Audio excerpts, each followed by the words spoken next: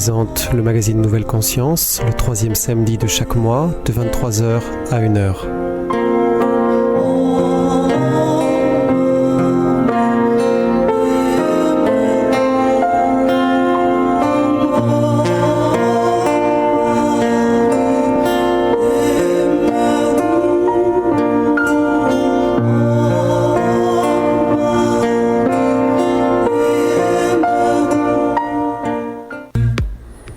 Bonsoir à toutes et à tous, bienvenue sur l'antenne de Radio Ici Maintenant à tous ceux et celles qui nous rejoignent. C'est Olivier qui est avec vous ce soir dans Nouvelle Conscience. Et ce soir, je vais avoir le plaisir d'accueillir Souyin Lamour, qui est écrivain, qui est artiste et puis qui a vécu de très belles expériences d'éveil. Souyin, es-tu avec nous ? Oui, Olivier. Bonsoir Souyin. Ravi de t'entendre. Bonsoir à tous les auditeurs. Alors Souyin, personne d'autre ne le fera mieux que toi. Peux-tu te présenter s'il te plaît, nous dire qui tu es et puis petit à petit on va en arriver à ton parcours et puis tes fameuses expériences. Alors déjà, je voudrais te remercier de m'avoir invitée à cette émission. Je suis très contente d'être là. Alors me présenter, eh bien disons que ce que je pourrais dire, c'est que ça fait une vingtaine d'années que je suis entrée dans la dimension spirituelle de l'existence, suite à des prises de conscience et des expériences d'éveil. C'est difficile de me présenter dans la vie. Voilà, je suis auteure de plusieurs livres, thérapeute, oui, artiste. Je compose aussi de la musique, des chansons. Voilà. Qu'est-ce que je pourrais te dire ? Quel est le parcours qui t'a amené à ces expériences dont on va parler en détail juste après ? Qu'est-ce qui t'a amené à vivre ces expériences ? Alors, en fait, c'est un livre. C'est les ouvrages de Carlos Castaneda qui m'ont ouvert à cette dimension, en fait, que j'ai découvert en 98 quand j'étais enceinte. Et avant ça, j'étais pas du tout dans une recherche spirituelle. J'avais eu une éducation rationnelle, matérialiste, athée. Et bon, le monde vu comme ça me déprimait profondément, mais je ne voyais pas autre chose. Et j'avais quand même l'impression que c'était peut-être pas tout à fait comme ça. J'avais une intuition d'autre chose, mais j'avais pas rencontré de maître spirituel, ni je pouvais pas me tourner vers la religion puisque mon éducation m'avait rendue anti-religion. Voilà. Et en fait, en découvrant ces livres par pure curiosité, il y a eu un retournement, une véritable révolution en fait dans ma conscience, puisque donc ces livres expose le monde selon le point de vue de la conscience. En fait, la philosophie qui est exprimée là, c'est que la réalité que l'on vit dépend de notre croyance, est relative, voilà, n'est pas absolue. Donc déjà, ça a été une première prise de conscience que ce que je ressentais profondément, qu'il y avait quelque chose qui ne correspondait pas dans ce qu'on m'avait expliqué du monde, était juste en fait. Voilà. Et ensuite, après ces lectures, est-ce que tu t'es mise à méditer ? Est-ce que tu as fait quelque chose ? Ou est-ce que ça a été quelque chose de spontané qui s'est déroulé comme ça un beau jour ? Alors en fait, j'essayais, il y a eu deux choses. J'essayais de voir l'énergie, parce que ces livres parlaient de la conscience comme d'une énergie qu'on pouvait voir en exerçant notre attention. Donc j'essayais, mais ça marchait pas vraiment. Et puis par contre, j'ai commencé à faire des rêves lucides, parce qu'il parlait aussi beaucoup de ça, du fait de prendre conscience qu'on est en train de rêver quand on dort. Et je me suis rappelé en lisant ce livre que ça m'arrivait souvent quand j'étais enfant. Donc je connaissais ça en fait, et d'en entendre à nouveau parler a redéclenché ce phénomène. Donc je me suis mise à faire beaucoup de rêves lucides qui sont déjà des expériences de conscience modifiée, puisque c'est au milieu d'un rêve se rendre compte qu'on rêve en fait. Voilà, donc ça, pendant 1 an à peu près, je lisais ces livres et je faisais des rêves lucides et j'essayais de voir l'énergie. Et puis en fait, je crois que la première expérience vraiment marquante d'ouverture de conscience s'est produite peut-être 1 an après, spontanément, un après-midi de printemps. Et j'étais en promenade avec mon compagnon et notre enfant. Et soudainement, il y a eu un état de paix, d'harmonie qui a commencé à me gagner. Et un état de grâce, en fait, qui m'est tombé dessus.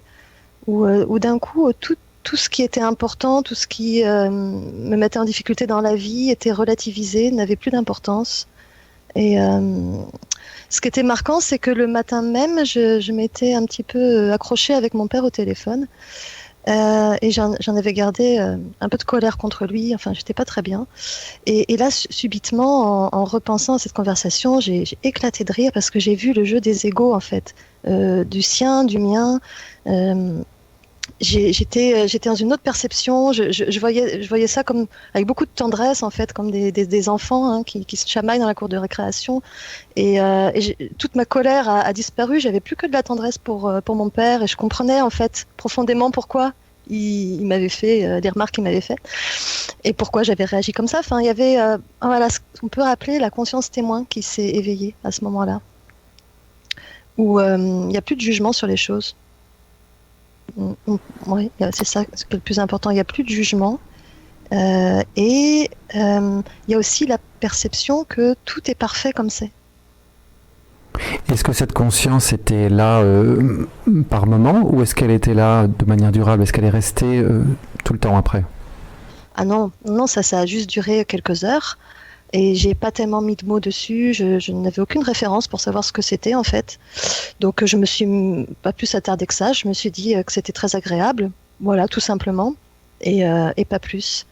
Et ensuite, je suis revenue dans ma conscience ordinaire, et j'ai continué à lire des livres, commencé à lire des livres qui parlaient d'éveil. Et là, ça m'a vraiment interpellée parce que j'avais l'impression que ce dont parlaient ces livres, c'était ce type d'expérience que j'avais faite. Et donc, je pense que y a eu des petites ouvertures, des moments où c'était de plus en plus là, cette conscience témoin, en fait, hein, qui commençait à percer, en fait, tout doucement. Et je dirais qu'encore un an plus tard, il y en a eu une autre expérience du même genre, qui est intéressante parce que c'est dans un contexte de vie assez difficile où on venait de se séparer, donc avec le père de ma fille. Et c'était une séparation qui était de ma décision, et je portais énormément de culpabilité envers mon ex-compagnon et envers mon enfant. Je vivais ça, c'était très très lourd à porter. Et un soir, subitement, à nouveau, cette conscience témoin qui s'éveille, qui se révèle.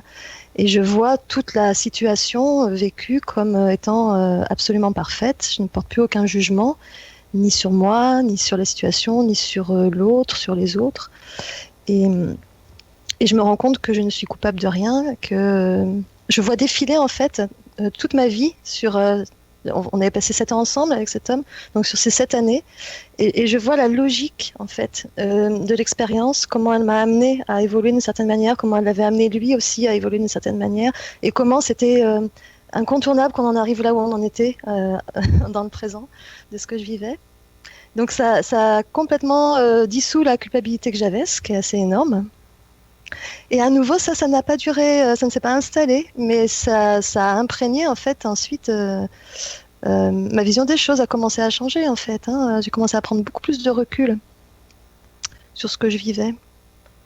Et voilà, alors j'avais pas encore non plus l'idée de dire que c'était un éveil, je ne mettais pas ce mot-là.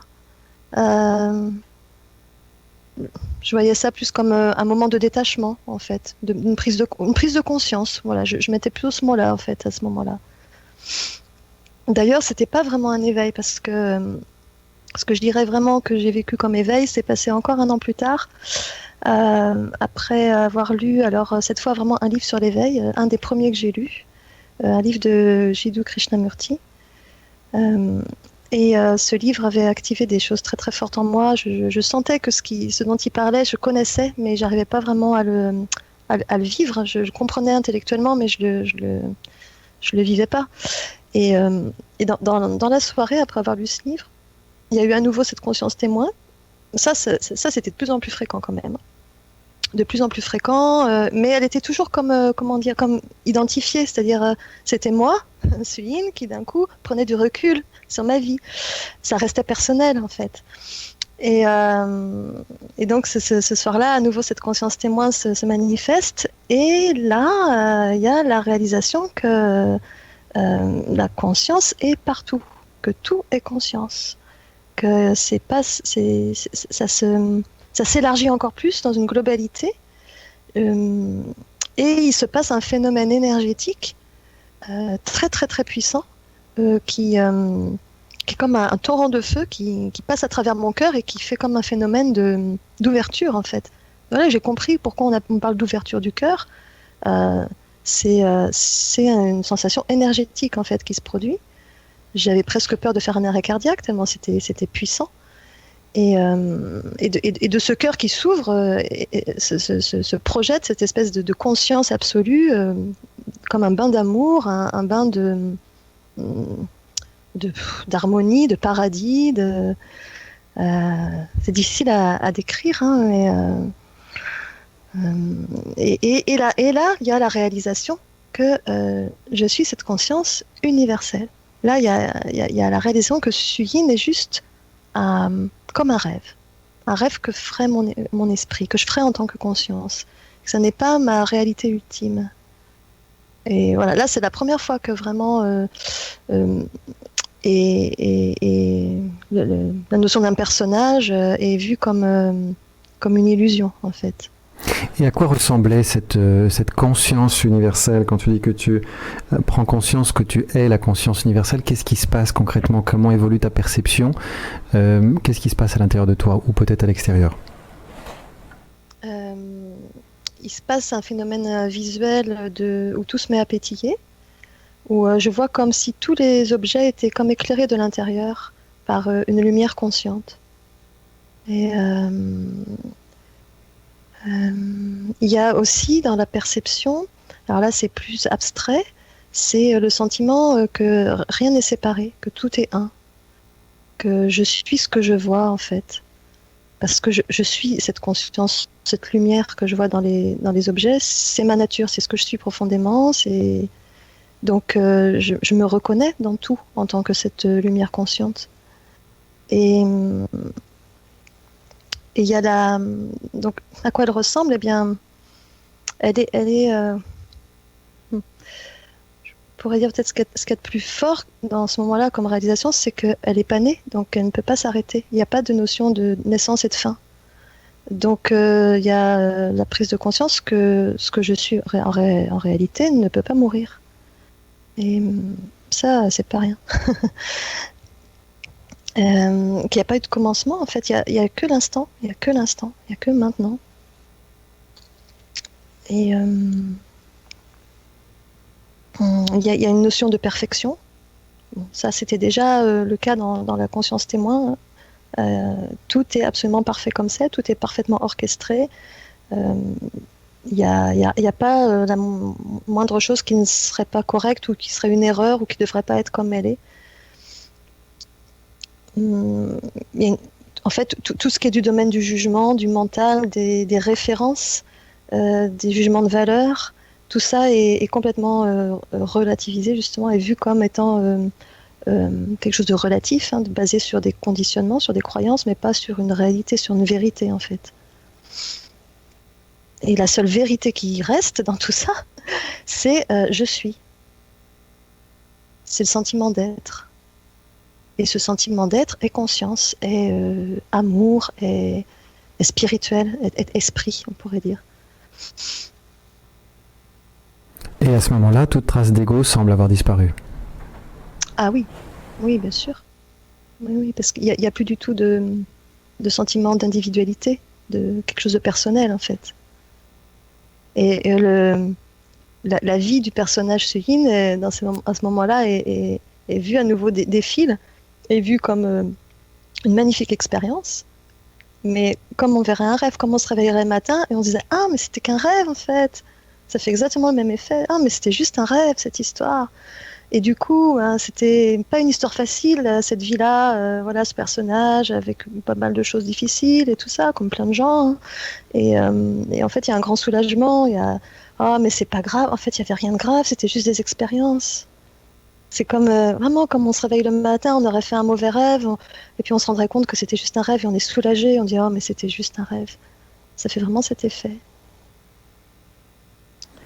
Ça donne envie, hein. Ouais, alors le problème, voilà, c'est ça, le problème dans l'histoire. Alors dans l'instant, c'était drôle parce que dans l'instant, je savais que ça allait pas rester comme ça. C'est-à-dire que cet état de niveau de conscience-là, j'allais entre guillemets le perdre. Enfin, pas le perdre, mais j'allais revenir dans l'histoire du personnage de Céline et l'expérience. En fait, j'allais me remettre à rêver. Je le savais. Et je savais que c'était juste une expérience et ça me faisait rire. Je me disais, mais c'est super, je vais reprendre le rêve. Mais je saurais, en fait, maintenant, je saurais que, mais en réalité, je peux pas mourir et qu'en fait, c'est juste un rêve et donc je vais m'amuser. Voilà, donc j'étais dans cette joie-là, ce pétillement. Et en fait, et c'est exactement ce qui s'est produit, sauf que quand le rêve a repris, eh bien non, j'étais pas contente du tout, quoi. Parce qu'à nouveau, il y avait l'inconfort des émotions, du sentiment de séparation, de se sentir un petit être isolé au milieu du monde, etc. Et toutes ces perceptions sont revenues avec, en fait. Et plus aucune trace de cette conscience impersonnelle, alors ? Oui. À ce moment-là, plus aucune trace de cette conscience impersonnelle ? Ben, la trace... y a une trace quand même dans le... Il y a quelque chose qui a été comme marqué au fer rouge, en fait. Tu vois, donc en fait, la trace peut disparaître complètement en tant qu'expérience perceptuelle, mais dans la conscience, on sait que c'est ça. Je peux donner un exemple, il y en a eu plein, mais celui-là, il est pas mal. J'ai eu une maladie qui s'appelle l'endométriose, qui donne des douleurs très très violentes dans le ventre.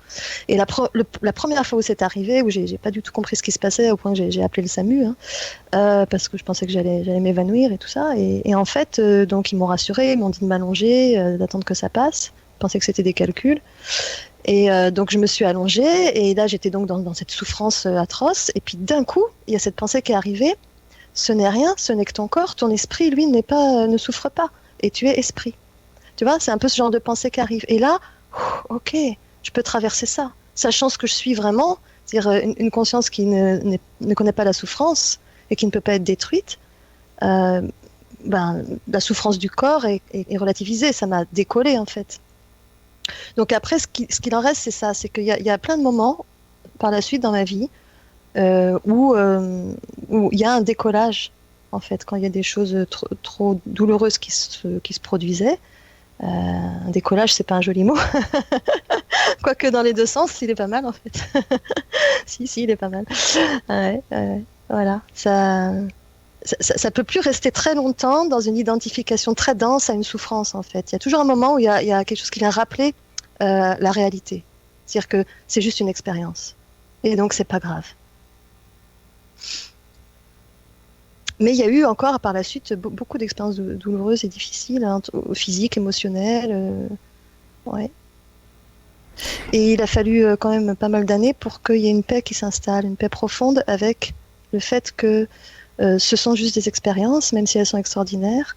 Je n'ai pas trouvé la clé, le bouton sur lequel on appuie pour revenir dans l'expérience d'unité à volonté, en fait. Ça me tombe dessus ou pas. Mais il y a eu une progressive, un progressif apaisement avec le fait de faire une expérience humaine dans laquelle, apparemment, il y a un personnage qui vit une vie avec des émotions et des difficultés et tout ça. Voilà. Donc à chaque expérience d'éveil que tu faisais, tu rentrais de plus en plus dans cette conscience impersonnelle et tu te détachais de plus en plus, c'est ça? Tu avais un regard de plus en plus en retrait par rapport à ta vie? Dans les expériences, pas plus, parce que c'est toujours, je dirais que c'est toujours à peu près au même niveau de... c'est toujours la même chose qui se passe dans ces moments-là, hein. Il y a juste, c'est pas plus de détachement. Mais c'est après l'expérience que y a Euh, Il y a une imprégnation en fait de plus en plus profonde, voilà. Hors expérience. Je sais pas si c'est clair ce que je dis. Je pense, pour moi ça l'est. Ouais, ouais, ok. Mm. Et, Et donc tes expériences suivantes alors, alors, cette progression? ouais, alors donc pas mal d'expériences d'unité spontanée, qui dans les premières années me laissaient toujours un goût très amer derrière, parce que je croyais, à chaque fois je croyais que ça allait rester toujours. Je voulais ça, quoi. Et à chaque fois que je vivais un moment d'unité, c'était ah ça y est, enfin, c'est revenu. Pourvu que ça reste, pourvu que ça reste. Et puis ça restait pas. Des fois ça durait 2 minutes, des fois ça durait 3 jours, des fois ça durait voilà 1 heure, mais ça restait pas. Et donc à chaque fois derrière c'était la grosse déception et le gros conflit avec ce que je vivais. Ça a duré quelques années comme ça. Et puis après, il y a eu un moment où j'ai un peu lâché prise en me disant, bon, je dois faire une expérience humaine, je suis là pour vivre cette incarnation et ce rêve, sinon je serais restée pure conscience, j'aurais pas créé cette histoire, puisque en tant que conscience, c'est la conscience l'être qui crée tout ça. Donc ça ne se serait pas créé si je devais pas le vivre, donc j'ai fini par l'accepter. Dans un premier temps, c'était plutôt une acceptation, un peu de résignation. Et il y a eu une autre expérience vraiment déterminante en 2014, donc en fait 13 ans après la première vraie expérience d'éveil, où il y a eu une capitulation sur l'instant parce que j'étais à nouveau dans le mécontentement de ne pas vivre l'éveil en permanence, et au point d'avoir envie de mourir, tellement j'en avais assez de vivre une vie qui n'était pas...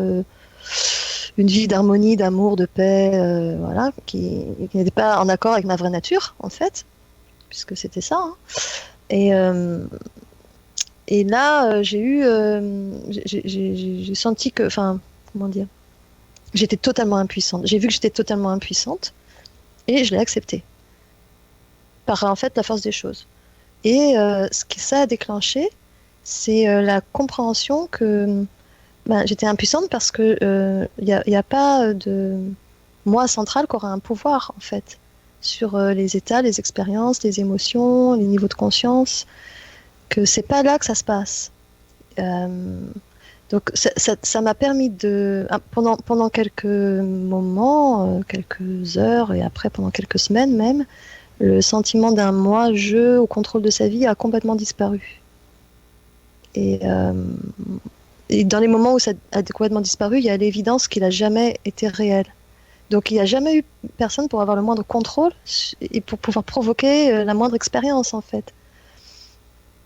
Alors ça peut être un peu déprimant à entendre en fait quelque part, ou alors très reposant parce qu'il y a juste finalement à laisser la vie faire sa danse. Voilà. Et elle se reconnaît en tant que conscience ou elle se vit où elle fait l'expérience de la limite et de l'identification. C'est une danse en fait. Et c'est un mystère. C'est un mystère pourquoi il y a des moments où d'un coup on se réveille. Voilà. Est-ce qu'on sait pourquoi on s'endort, pourquoi on se réveille? C'est pareil en fait. Tu n'as trouvé vraiment rien du tout qui permettait de faciliter cet accès, ce retour à la conscience impersonnelle, une technique méditative, une relaxation ou je ne sais quoi? Si, quand même. Si, quand même. En fait, il y a des moyens on va dire, d'approcher. Voilà. Moi, je trouve que revenir à la base, revenir au sentiment d'être, c'est pas mal. C'est juste se sentir qu'on est, qu'il y a quelque chose qui est, je suis. Avant d'être identifié à une personne ou un rôle social ou voilà, une expérience de vie, un corps. Avant ça, il y a d'abord ce sentiment d'être. Le matin, quand on se réveille, c'est la première chose qui arrive. C'est on est, il y a conscience, et ensuite, ça va très vite, mais c'est comme ensuite seulement l'histoire de notre personnage commence à se dérouler. Donc il y a moyen, oui, bien sûr, de... tous les matins, en fait, alors je dis je le fais. Si tu veux, le truc, c'est que maintenant, je sais qu'il n'y a pas quelqu'un qui le fait. Ça donne l'impression, mais en fait, non. Donc, ce qui se passe le matin, c'est que quand je me réveille, il y a en fait la pensée qui arrive, qui pourrait se traduire comme ça.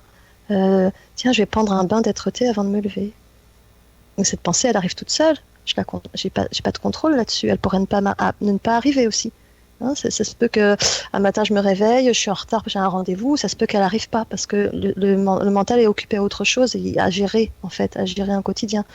Mais s'il n'est pas occupé à gérer un quotidien, il y a la place pour ça et il y a cette pensée qui arrive. Et donc là, à ce moment-là, ce sentiment d'être prend l'espace et effectivement, il y a comme un sentiment de prendre un bain de ça. Et ensuite, je commence ma journée là-dessus. Mais par contre, une fois dans le quotidien, en train de vivre des expériences de gestion de la vie de tous les jours, c'est pas focalisé sur le sentiment d'être. L'attention est focalisée sur les choses plus pratiques, pragmatiques, en fait. Et par contre, en méditation, ça revient immédiatement dans le sentiment d'être. Alors justement, tout à l'heure, tu nous proposeras une méditation guidée, hein, quand on verra ça. Hein, t'es d'accord toujours ? Bon. Oui, pourquoi pas. Ouais. Super. Donc vas-y, je t'en prie, continue. Je sais pas. Qu'est-ce que je fais Après cette expérience en 2014, est-ce qu'il y a eu donc une continuité dans ta progression ? Aujourd'hui, où en es-tu ? Est-ce que cette expérience de la conscience impersonnelle est stable définitivement, ou est-ce que c'est encore des sauts dedans, dehors ? En fait, je vis une superposition. Il y a cette être-té qui est vibrante en moi, on va dire, et qui vit une expérience humaine. Je pense il est probable que si je m'isolais, si j'allais dans un ashram ou dans une grotte ou que je me coupais complètement du monde, il est probable qu'il n'y aurait plus que l'être-té. Mais vivant une expérience dans le monde, dans une société, avec des relations, avec tout ça, il y a cette expérience humaine qui se vit et c'est super. En fait, aujourd'hui, j'en suis très très heureuse. Je l'aime profondément, cette expérience. Elle n'est pas toujours confortable, loin de là, mais c'est ok. Et ça se superpose. Les deux sont là simultanément en fin de compte.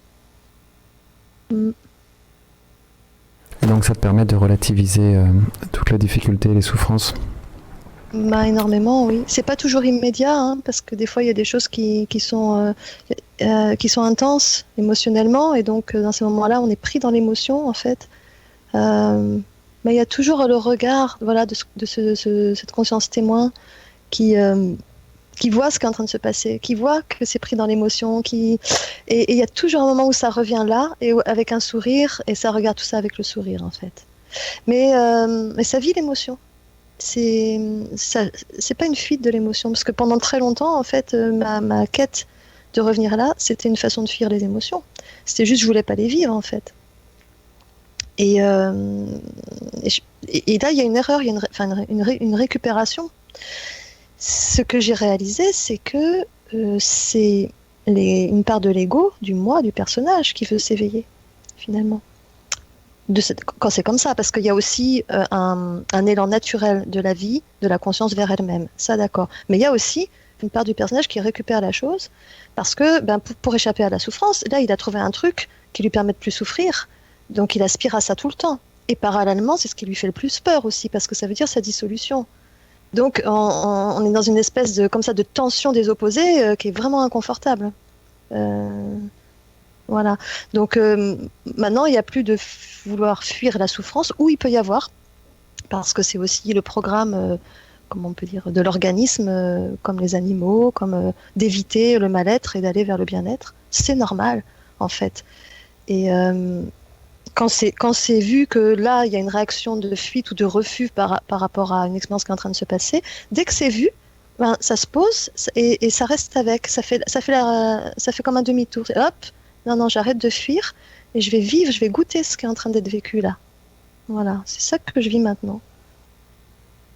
Dans la mesure du possible. Et puis des fois, c'est vraiment trop inconfortable, j'arrive pas à le goûter, et ben tant pis, c'est pas grave. Je me mets pas de pression non plus dans ce sens-là, quoi. Et est-ce que tu as remarqué que ces expériences avaient un impact sur ta vie, au sens où tu vois par exemple des schémas qui se dissolvent, des difficultés que tu avais avant qui tout d'un coup ne sont plus là, dans ta relation par exemple avec tes parents, avec ton enfant, avec ton ex-partenaire ou autre? Oui, bien sûr. Bien sûr. Il peut y avoir encore des conflits dans des réactions, on va dire, spontanées, mais très vite ça retombe en fait. C'est-à-dire que à partir du moment où on sait que chacun projette son propre monde sur l'autre et qu'il n'y a pas de réalité objective, ce que je vois de l'autre, c'est ma vision de lui, c'est pas ce qu'il est. Et ce qu'il voit de moi, c'est sa vision de moi, c'est pas ce que je suis. Alors ça permet énormément de relativiser. On peut désamorcer des conflits très très vite comme ça en disant à l'autre, écoute, là, en fait, ce qui est en train de se passer, c'est que nos systèmes de croyances sont en train de se rencontrer et là, ils sont pas en accord, ils s'opposent. Mais il n'y en a pas un qui a raison et l'autre qui a tort. Donc c'est pas la peine. Moi, je peux plus du tout rentrer dans des débats à qui a raison, qui a tort. Ça ne fait plus aucun sens, en fait. C'est, t'as ta vision, j'ai la mienne, dans ton monde c'est comme ça, dans mon monde c'est comme ça, c'est différent, point. C'est tout. Mais pour vouloir convaincre l'autre qu'il devrait penser comme je pense, pour moi c'est totalement absurde. Alors voilà, il y a beaucoup de choses avec lesquelles je peux plus du tout adhérer du coup dans la société parce qu'elles fonctionnent énormément comme ça quand même. Hein. Et voilà. Et donc dans les relations, dès que ce genre de choses commence à s'amorcer, c'est vite désamorcé. Ça tient pas. Est-ce que même toi, dans les moments de faiblesse, les moments où il y a une colère qui monte, les moments où il y a des émotions difficiles, est-ce que tu sens que ça arrête plus rapidement, peut-être dans son élan, ça coupe dans son élan ces émotions? Oui, en fait, quand il y a ce genre d'émotions qui montent, la plupart du temps, je dirais que je m'assois avec. Je reste avec. Je vais pas, par exemple, si j'ai de la colère contre quelqu'un, c'est rare que je me laisse emporter dedans. Généralement, je vais être à l'écoute de ma colère, la laisser me traverser. Et une fois qu'elle a fait son chemin en moi et qu'elle, voilà, je la laisse vraiment faire en fait. C'est une énergie, je la vois comme une énergie qui me traverse. Et comme tout état, ça dure pas. Donc à un moment donné, elle s'arrête si elle n'est pas alimentée par le mental. Et à ce moment-là, dès qu'elle est retombée, je vois l'autre d'une façon différente, forcément. C'est plus filtré par la colère, donc je peux revenir vers la personne et peut-être là lui exprimer des choses, mais sans la colère. C'est aussi très très intéressant par exemple, si j'ai des tâches à faire que j'ai pas envie de faire et que je sens de l'agacement ou voilà, comme on peut râler parce que non, j'ai pas envie de faire ça. Et aujourd'hui, je peux plus faire les choses si j'ai pas de la joie à les faire en fait. Donc, si je vois que je suis en train de les faire sur un mode de contrariété, je m'arrête net, je m'assois avec ma contrariété, je la laisse s'exprimer complètement. Je dis ok, il y a quelque chose là qui dit que non, c'est pas content de faire ça. C'est comme si je parlais. En fait, je parle à des parties, hein, parce que pour moi, la personnalité, l'ego, c'est pas un personnage en nous, c'est une multitude de personnages. Donc, et qui sont souvent en désaccord entre eux d'ailleurs. Et donc, il y a une partie là qui est en train de dire qu'elle n'est pas contente. Et alors, je l'écoute en fait. Je la laisse complètement s'exprimer par la sensation physique, par l'émotion qu'elle génère. Et ce qui est extraordinaire, c'est qu'une fois qu'elle s'est sentie reconnue, entendue, accueillie, que je lui ai dit oui, tu as le droit d'être là et de ressentir ce que tu ressens, en gros, hein, et j'ai posé un regard d'amour dessus, eh bien, la contrariété retombe complètement. Et ensuite, les tâches que j'avais à faire, je les fais dans la joie. Et ça, c'est génial. Eh ben, merci pour ce beau témoignage. Je propose qu'on marque une première pause. Tu as composé une chanson qui s'appelle Au cœur de mon cœur. Alors maintenant, on va essayer d'explorer, on va te laisser nous montrer ce que tu viens de nous décrire par la parole, mais maintenant par la musique.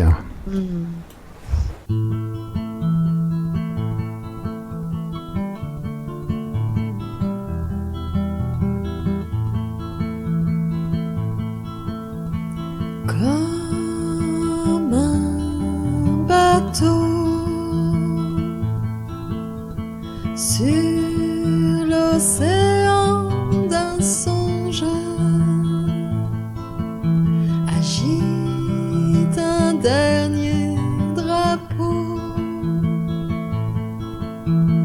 et disparaît à l'horizon.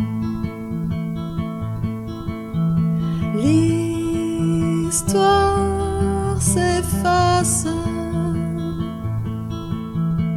de mon présent, des visages passent, emportés par le vent, et je sens que je descends profond, profond, jusqu'à la source. Oui, je sens que je descends profond, profond, jusqu'au soleil qui brûle au cœur de mon cœur, au cœur de tous les cœurs.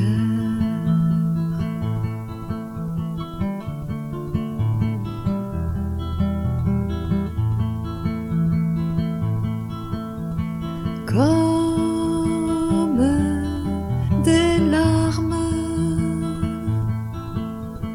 d'offrande et gratitude, mes peines s'échappent dans un rayon de lune. Le silence me parle d'unité et de beauté. L'espace devient palpable, rempli d'éternité. Et je sens que je descends profond, profond, jusqu'à la source. Oui, je sens que je descends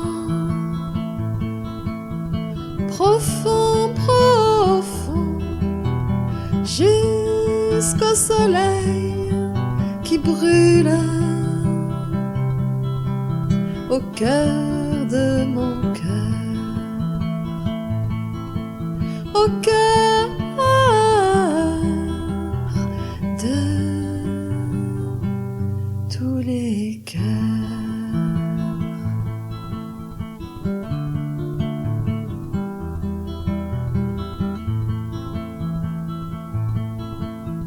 Jusqu'au soleil qui brûle, brûle, brûle au cœur de mon cœur, au cœur de tous les cœurs.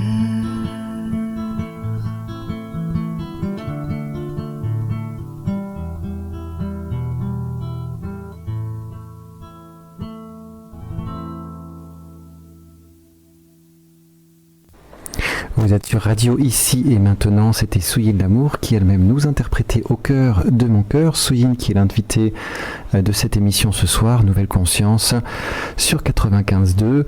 Souyin est avec nous et maintenant, Souyin, es-tu d'accord pour nous proposer une méditation ? Oui, ça me paraît bienvenu après cette chanson qui déjà un petit peu posait les choses. Alors moi, je propose qu'on prenne un moment là pour sentir ce que ça fait d'être là, dans cet instant, où qu'on soit.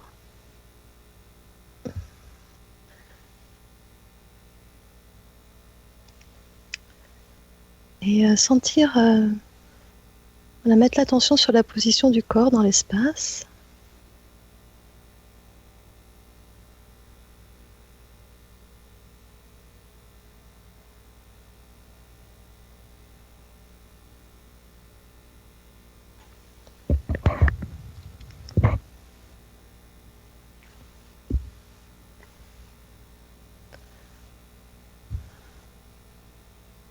Mettre l'attention sur les parties du corps qui rentrent en contact avec le sol ou le siège.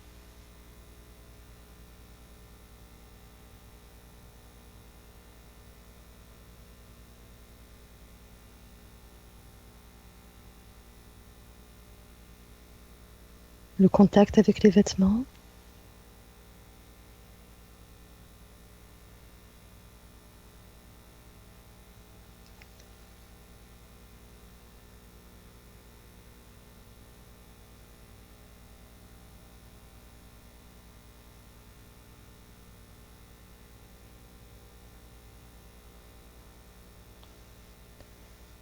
Et puis mettre l'attention sur les sensations physiques internes, sur la respiration, sur les battements du cœur.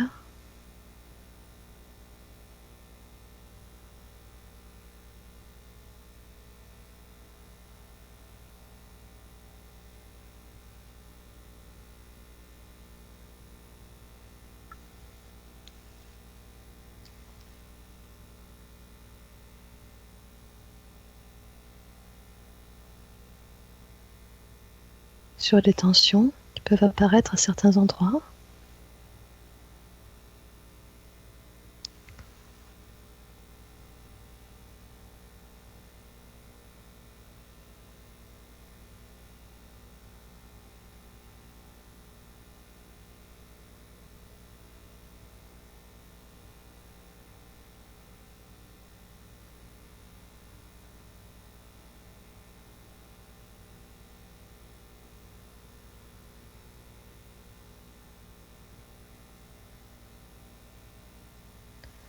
Et je vous propose d'enlever le concept corps, et de simplement être avec ce qui est là, sans concept.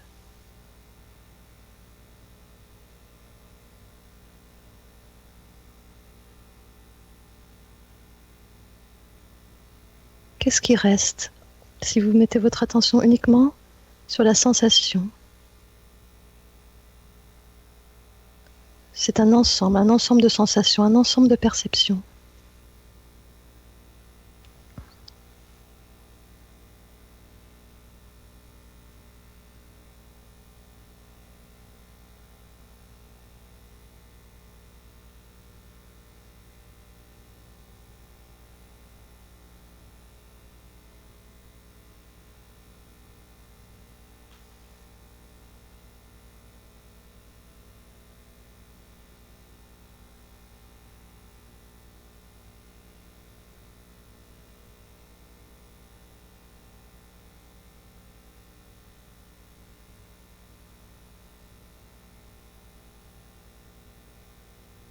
Si on enlève tous les concepts, la seule chose qu'on puisse dire, c'est qu'il y a quelque chose qui est perçu.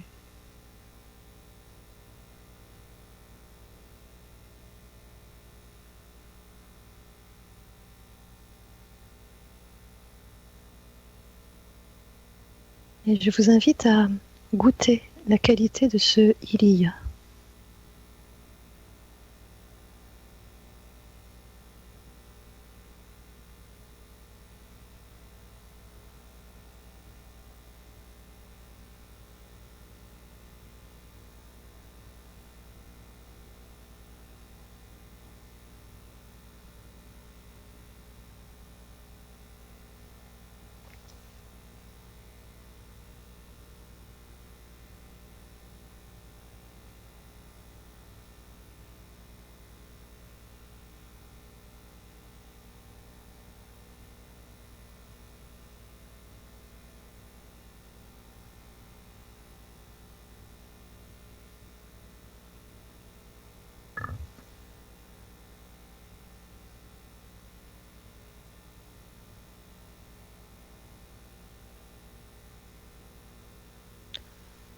Ce il y a, vous ne pouvez pas lui trouver de contour ou de forme.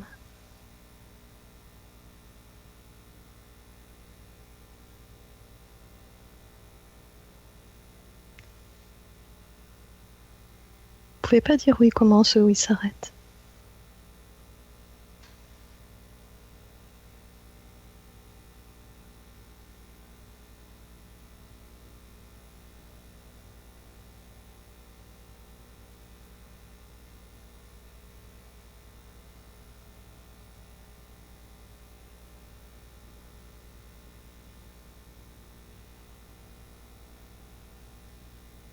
Ça n'a pas de nom.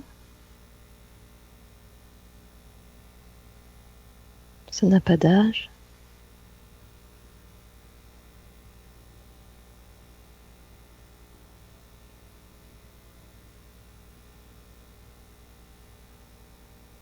Ça n'est pas personnel.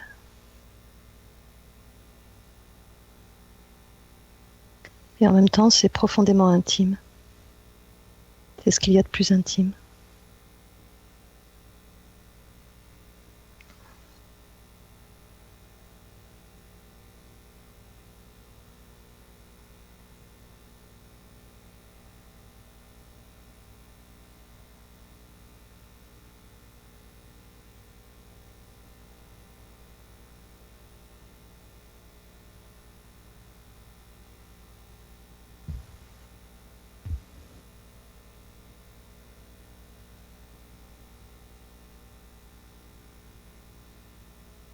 Vous pouvez goûter que dans ce sentiment d'être, cette être-té, il ne manque rien.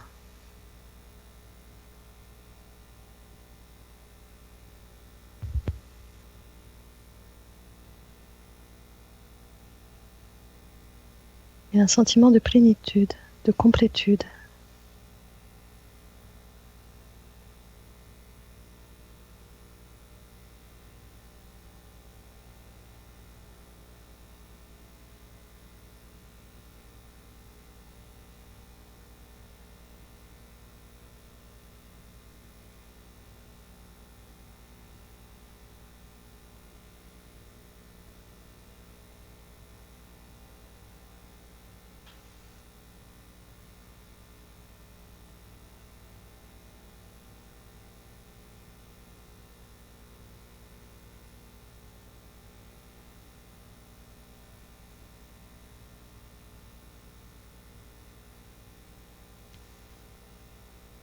Il n'y a pas non plus de sentiment de séparation.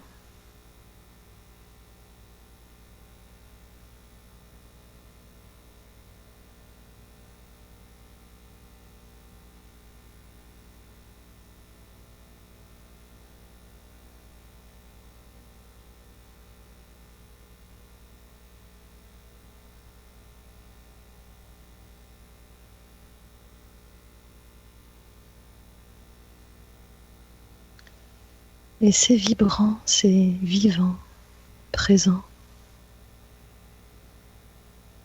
Vous pouvez peut-être sentir une grande paix. Vous pouvez sentir aussi peut-être une forme de joie, de pétillement. Une joie douce, enveloppante.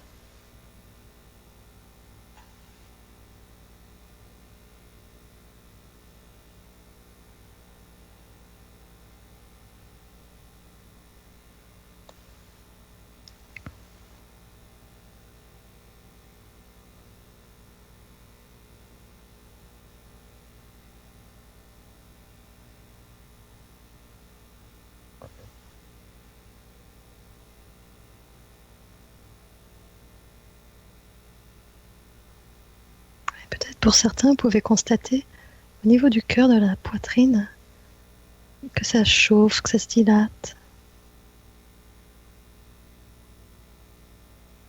Tout au moins que ça se détend. Il peut y avoir un sentiment d'amour qui se révèle. Un oui à ce qui est.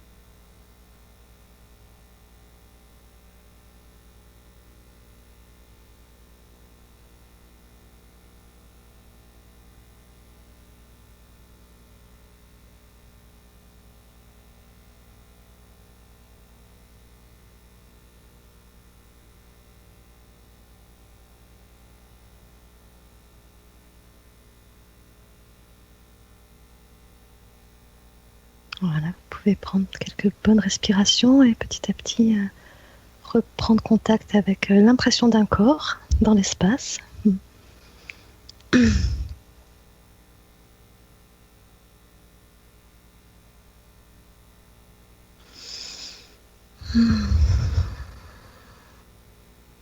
Ce que j'appelle prendre un bain d'être-té.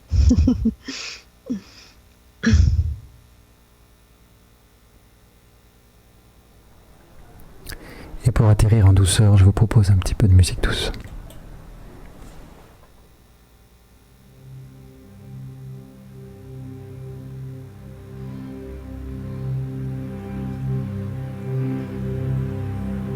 The rain is pouring down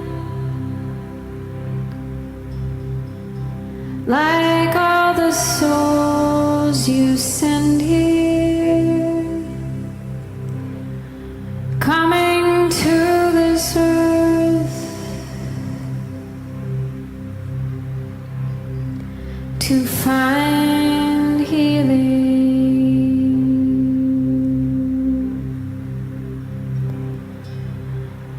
Mother Earth takes in the rain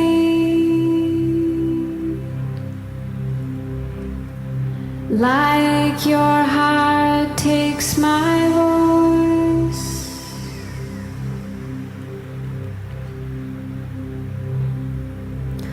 Let us free each other with our prayers, with our voice.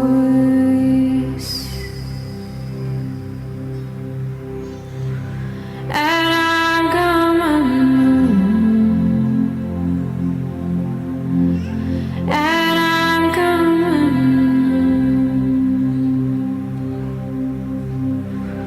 and I'm coming, and I'm coming home.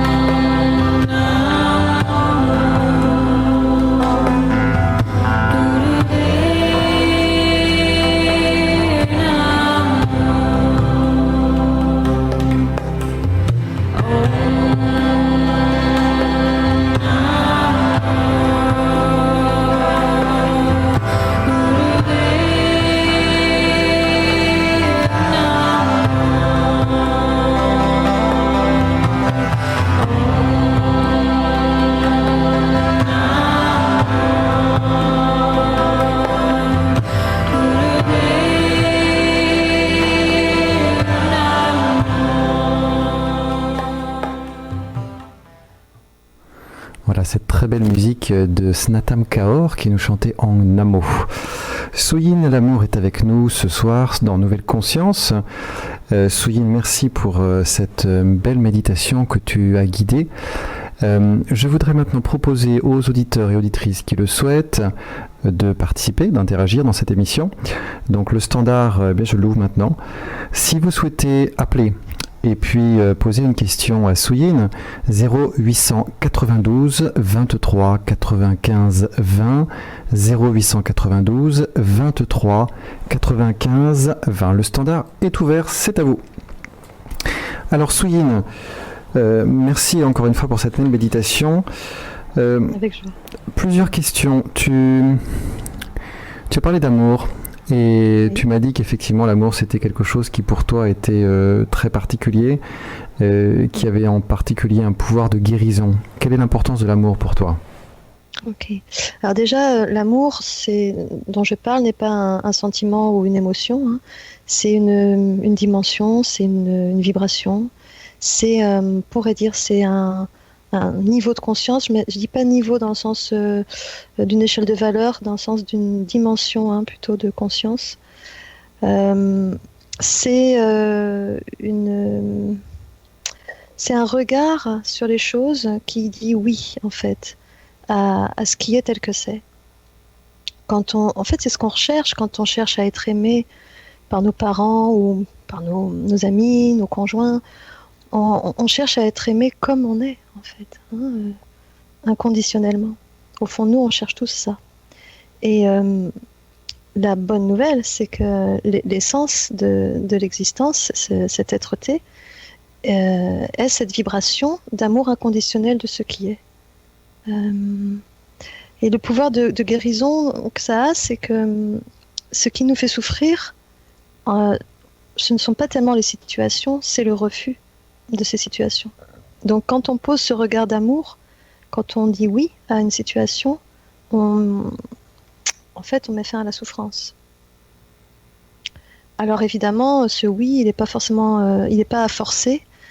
On ne peut pas se forcer à accepter quelque chose d'inacceptable, c'est impossible. C'est pas au niveau de l'ego ou du mental qu'il se trouve ce oui, c'est dans le cœur. C'est justement dans cette être-té, dans cette conscience témoin qui est déjà amour, qui n'a pas d'effort à faire pour ça, qui n'a pas à transformer quoi que ce soit. Elle n'a pas à transformer un refus en accueil, elle est déjà accueil. Donc c'est en allant contacter ça, finalement, cette ressource en nous, qu'on a la capacité d'accueillir les choses. Et on a aussi la capacité d'accueillir tout ce qui en nous refuse d'accueillir. Ça, c'est vraiment important de mettre l'accent là-dessus. C'est en cela que tu dis que c'est un pouvoir de guérison.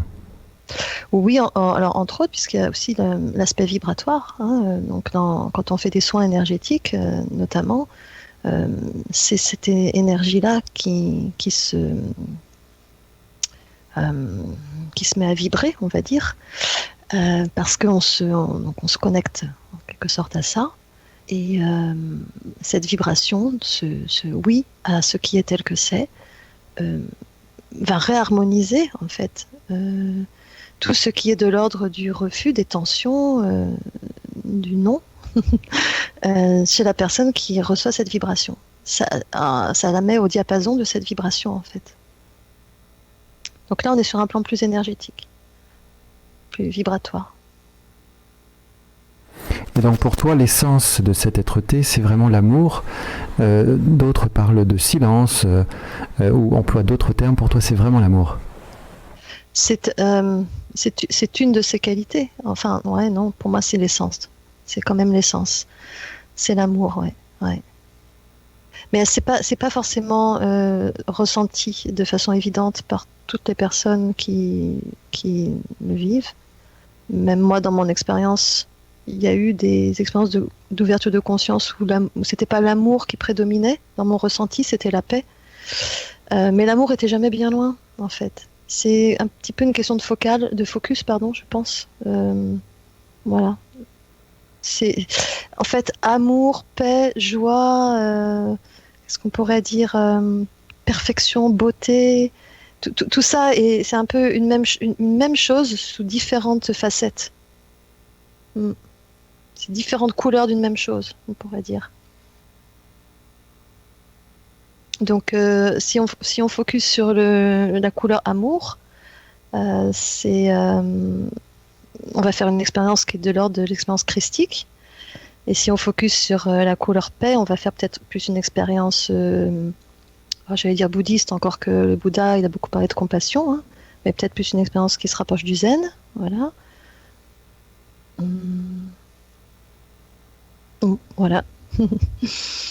Alors, je rappelle aux auditeurs, aux auditrices que vous pouvez appeler, le standard est ouvert, 0800 92 23 95 20, 0800 92 23 95 20. Souyin, l'amour est avec nous, elle est prête à répondre à vos questions.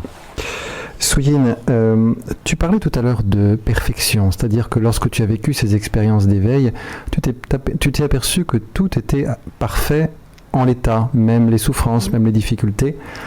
Quelle est la place du libre choix si tout est parfait ? Déjà, dans cette vision, il n'y a pas de libre choix, puisqu'il n'y a pas de personnage réellement auteur de sa vie. Donc, il y a pas... Il y a des choix qui se font, des décisions qui se prennent au sein d'un système qui est conditionné par une éducation. C'est pas des choix libres. Et puis, c'est un système, c'est pas une entité centrale qui aurait un quelconque pouvoir d'action sur sa vie, en fait. Alors ça, c'est pas forcément facile à entendre ou aussi à comprendre. Si, je pense qu'on peut quand même. D'ailleurs, les scientifiques ont découvert que les décisions qu'on prend, elles sont déjà décidées avant d'arriver à la conscience et avant qu'on croie avoir pris une décision. Donc en fait, il y a juste une appropriation de quelque chose qui était déjà là avant et qui a échappé complètement à notre contrôle. Tu as quelques données précises sur ces scientifiques, sur ces études ? Peut-être l'année ou les noms ou l'objet de l'étude ? Non ?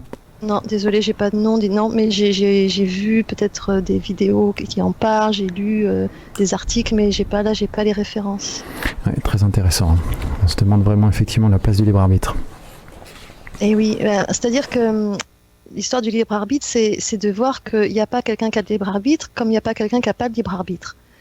C'est vrai, enfin, c'est ça le truc. C'est pas comme s'il y avait, on était des personnages privés de libre arbitre. C'est pas ça non plus. Ça, ce serait terrible, en fait. Mais c'est comme si on revient toujours à la métaphore du rêve, c'est comme si on croyait que le personnage du rêve, il a fait des choix dans son rêve, en fait. Je sais pas si ma métaphore elle est parlante, mais quand on se réveille le matin, on voit comme si le rêve il s'est déroulé. Il a complètement échappé à notre contrôle, le déroulement du rêve, en fait. Donc c'est la même chose. Est-ce que tu dirais que c'est une co-création, le libre arbitre, à savoir une co-création entre ce qui vient avant notre choix et puis finalement peut-être notre capacité de libre arbitre ? Je suis pas sûre de bien comprendre ta question, mais... Est-ce que c'est une sorte de compromis, de consensus entre l'impulsion qui vient et puis ce que l'on en fait nous ? L'impulsion qui nous amène peut-être à vouloir faire un choix, et puis nous après qui disons non, ça me convient pas, ou est-ce qu'il y a une co-création ? Il n'y a pas de nous qui dit ça me convient pas. En fait, c'est un ensemble de parties. Alors ça, c'est ma vision. Hein. C'est un ensemble de parties, de personnages en fait intérieurs, qui face à une situation, il y en a un il dit moi je veux, l'autre il dit moi je veux pas, par exemple. Ok ? Et à un moment donné, il y en a un des deux qui va l'emporter sur l'autre, parce que ça va plus peser dans la balance par rapport à un certain nombre de paramètres de l'instant. Donc le truc, c'est qu'on va être identifié à celui qui l'a emporté, mais si ça avait été l'autre, on aurait été identifié à l'autre. Donc en fait, l'identification se balade entre les personnages en fonction de celui qui un instant T, on va dire, s'assoit sur le siège de la conscience et se fait passer pour le soi profond, pour moi, en fait. Mais ça tourne. D'ailleurs, on voit bien qu'on ne réagit pas toujours de la même manière dans les situations. On se dit pourquoi j'ai fait ça, je voulais surtout pas le faire. Pourquoi j'ai dit ça, je voulais surtout pas le dire. Ça nous arrive combien de fois en fait. Donc quand on commence à regarder un petit peu dans un peu plus, voilà, de façon plus soutenue tout ça, on s'aperçoit qu'en fait, ce sont des différentes parties de nous qui interagissent. C'est comme une grande famille. Et il n'y en a pas une qui est le centre. Il y a personne au centre. Voilà. Alors, il peut y en avoir une qui prédomine un temps, et puis on a l'impression d'être elle, mais un instant d'après, une autre situation, ça fait être une autre, etc. Ça, on peut vraiment tous l'observer, je pense. alors je rappelle au passage, encore une fois, 0892 23 95 20, 0892 23 95 20. Nous sommes là, nous sommes à l'écoute. Souyine surtout est à l'écoute, elle répondra à vos questions. N'hésitez pas à nous appeler. Une autre caractéristique de tes expériences dont tu parlais tout à l'heure, c'était cette sensation que cette présence n'a pas de début, n'a pas de fin, et que donc au fond, ce que tu es, c'est immortel. Est-ce que d'avoir goûté à cette sensation d'immortalité a fait disparaître ta peur de la mort ? Psychologiquement, oui, absolument. Physiquement, c'est sûr que mon corps, il est programmé pour survivre, donc s'il y a un danger, il réagit. Il réagit avec des signaux de fuite etc. Mais psychologiquement, quand je pense au fait que je vais mourir, enfin que ce corps va mourir, il n'y a pas de peur, il n'y a pas de... il y a même de la joie parce que c'est... ok, ça va être la fin du rêve et puis le début d'un autre. Ça va être un moment de retour à la maison, en fait. Oui, le Dalai Lama disait que au final, la mort, c'est comme un point à la fin d'une phrase, mais après on reprend une autre phrase. Exactement, ça ne s'arrête jamais en fait de recréer une nouvelle histoire, un nouveau rêve, une nouvelle expérience en fait perceptuelle. La conscience quand une se termine, une autre recommence. C'est tout le temps, enfin, c'est comme si c'est une création permanente. Tu as beaucoup parlé aussi de rêves. Tu as commencé par nous parler de tes expériences de rêve lucide quand tu étais petite, que tu as reprises ces derniers temps avec tes expériences d'éveil. Tu es aussi artiste. Tu nous as dit que pour toi, finalement, de plonger dans cette conscience impersonnelle, c'était comme de se réveiller le matin et de s'apercevoir que notre vie, au final, c'était comme un rêve. Est-ce que tu dirais que cette peut-être facilité d'accès, parce que en règle générale, on dit qu'accéder au rêve lucide, c'est quand même pas quelque chose d'aisé, que ça nécessite un travail. Est-ce que tu dirais que tu as un accès facile à l'autre côté du voile ? Et est-ce que ça t'a, à ton avis, aidé à déchirer peut-être plus vite ce voile et à accéder peut-être plus vite à l'autre côté ? Probablement. Ouais. Mais une fois encore, c'est pas quelque chose que j'ai voulu, ni calculé, ni... ouais. En fait, on se rend pas bien compte quand on est peut-être. Je me sentais très différente quand j'étais enfant. Je me sentais complètement décalée avec le monde dans lequel j'étais, le relationnel. J'y comprenais rien en fait. Je comprenais pas les codes. Je voyais, en fait, je me souviens que je voyais beaucoup le jeu des égos sans le nommer comme ça, sans savoir ce que c'était, mais je voyais les adultes pendant les repas de famille, j'ai l'impression qu'ils jouaient tous des rôles en fait, je voyais déjà ça. Et donc oui, il y avait certainement un voile moins dense par rapport peut-être à d'autres personnes sur ma perception, mais ouais. Alors je voudrais inviter encore une fois les auditrices, auditeurs à nous appeler 0892 23 95 20. Il est un petit peu tard, mais on se réveille un petit peu. On est présent avec l'émission, on peut appeler, c'est interactif, on est là avec vous. Oh, il reste encore un petit peu de temps, à peu près 3/4 d'heure. N'hésitez pas, on est là. Je voulais dire quelque chose, j'ai complètement oublié. Ben voilà, ça arrive, un trou.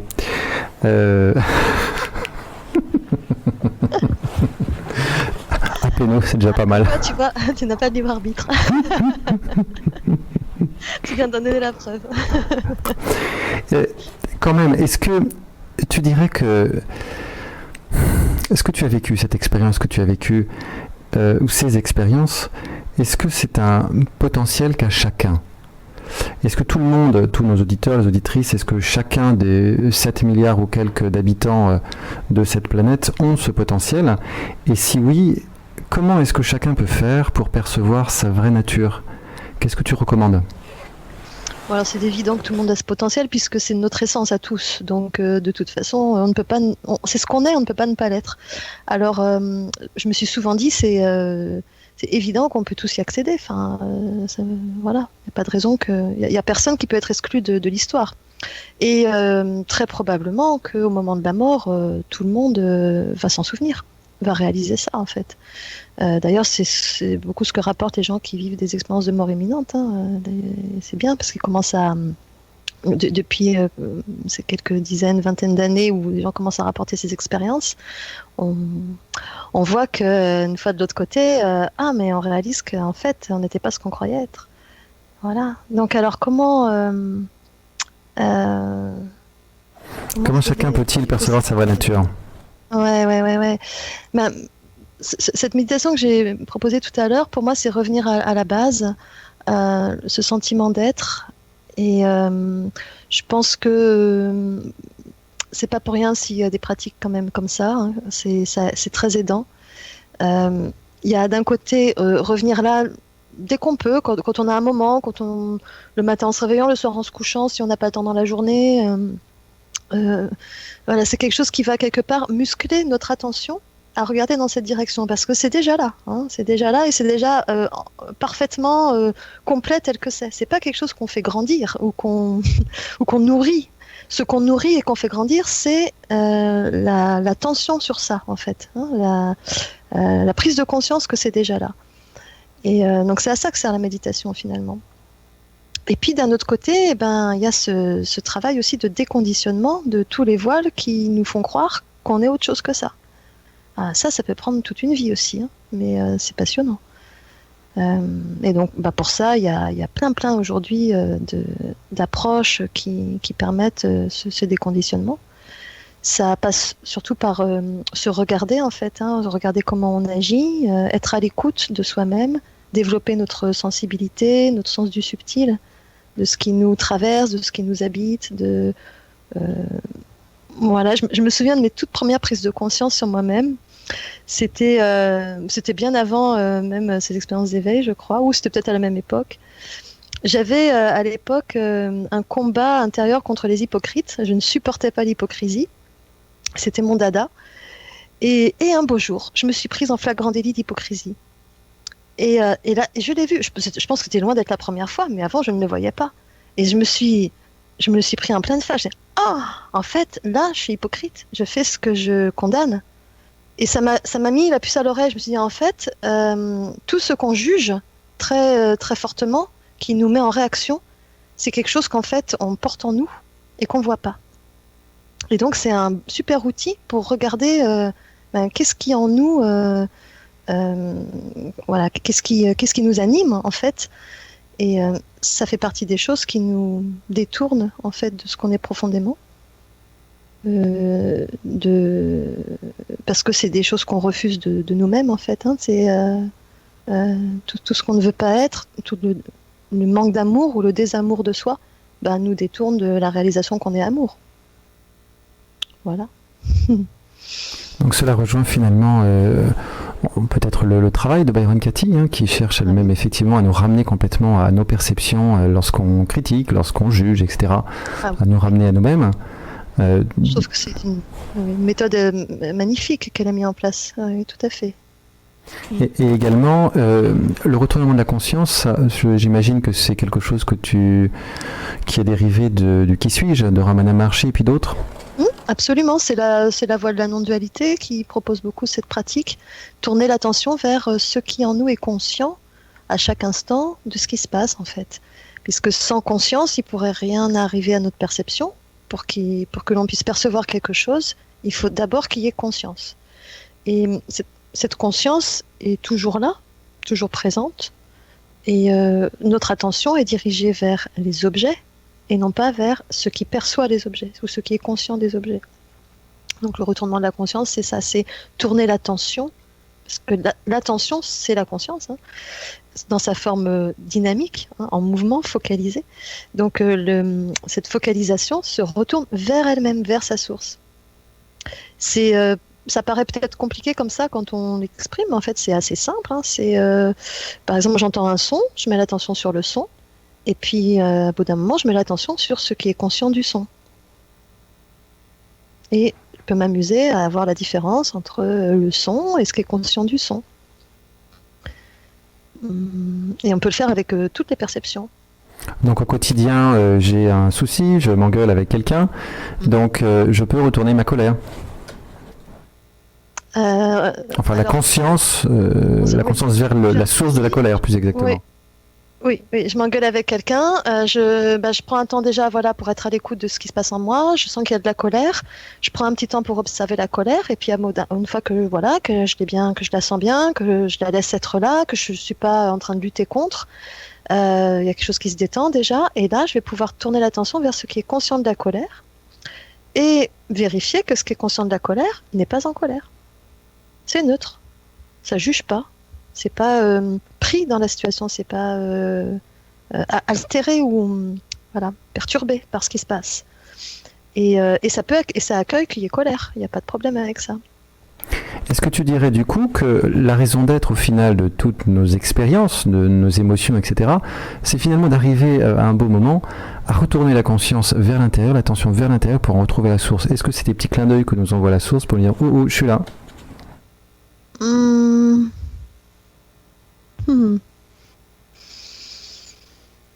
C'est une bonne question, ça. Je prétendrais pas ça, en fait. Je dirais pas que la source fait quelque chose pour qu'on la voie, en fait. Je crois qu'elle s'expérimente dans ses limites, tout simplement. Moi, je vois ça plutôt comme ça. C'est un jeu. Je suis l'illimité et je m'amuse à faire l'expérience de la limite. Et puis au milieu de tout ça, je m'amuse aussi de temps en temps à me rappeler que je suis l'illimité. Je vois plutôt ça comme ça. Les émotions, c'est des outils pour... c'est l'intelligence de la vie, en quelque sorte, essaie d'harmoniser dans le sens de... comment on pourrait dire de créer un équilibre dans les forces. Hein, voilà, comme on le voit dans le Tao, le Tao Te Ching parle très bien de ça. Il y a des forces en présence et il y a quelque chose qui va essayer d'équilibrer, de trouver la voie du milieu.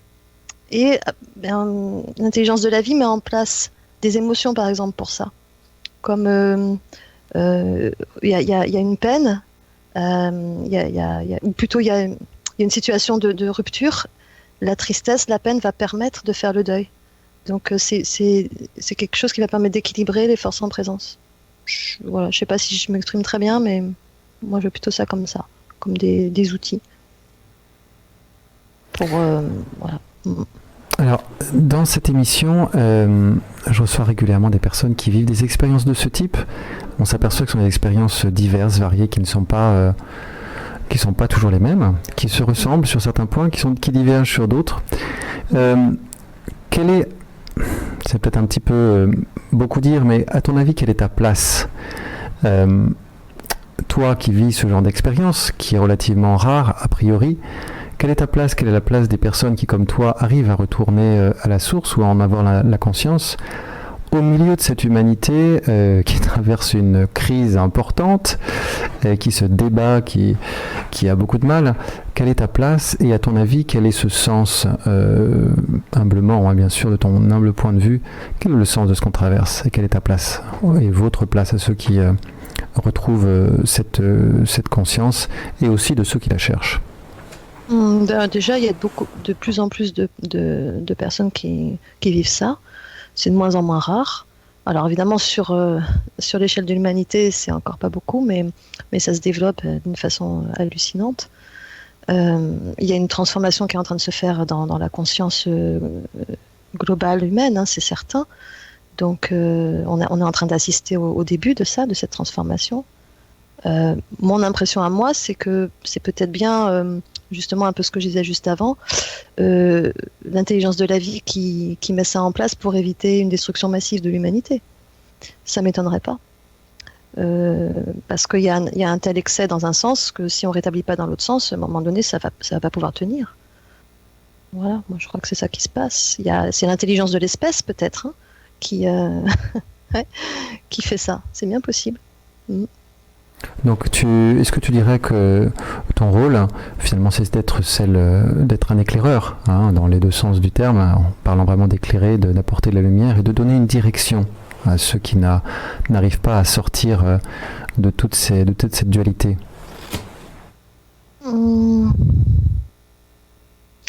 Je dirais que le rôle, c'est de témoigner. Et en fait, je m'approprie pas la chose parce que c'est comme d'être traversé par une force, je veux dire, qui... C'est un mouvement général, tu vois, et plus les personnes qui vivent ça vont en témoigner, et plus ça va grandir.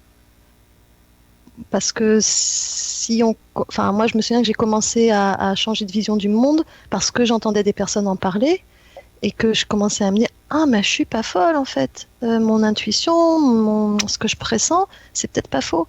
Et plus il y en avait qui me le confirmaient, et plus ça me confortait là-dedans, et plus mes parts de doute, elles se dissolvaient en fait. Donc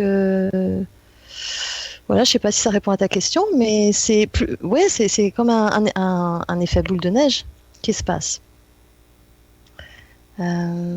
Sans doute que on est des pionniers, ceux qui vivent des ouvertures de conscience. On est des pionniers d'une nouvelle humanité. Pionnier, je trouve que c'est pas mal. Tu vois, je préfère ça qu'éclaireur. Même si c'est un peu la même chose au final. Alors, on a Flore qui nous a appelé, qui voudrait poser une question. Flore, bonsoir, est-ce que vous êtes avec nous? En fait, moi j'ai déjà quelques particularités. Par exemple, passer le feu ou bien soulager quelqu'un, des choses comme ça. Maintenant, j'arrive à me soulager moi-même d'une arthrite. Mais en fait, ma question, je pensais à un égrégore de gens qui ont déjà des disponibilités. Mais je me demandais si ça ne mène pas quelquefois à une déviation.